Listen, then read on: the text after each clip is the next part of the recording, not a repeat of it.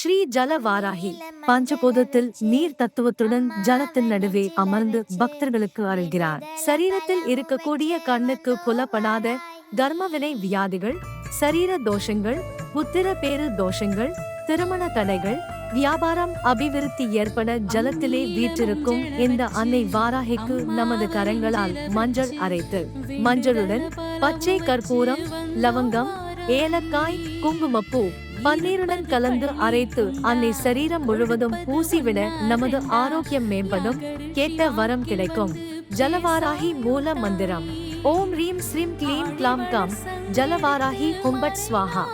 பாடாயோ சக்கரத்தை சுழல விட்டு தீமை வென்று ஆடாயோ அருள்மிக்க வாராகியே. அம்மியில மஞ்சள வச்சு அம்மாவ நெஞ்சில வச்சு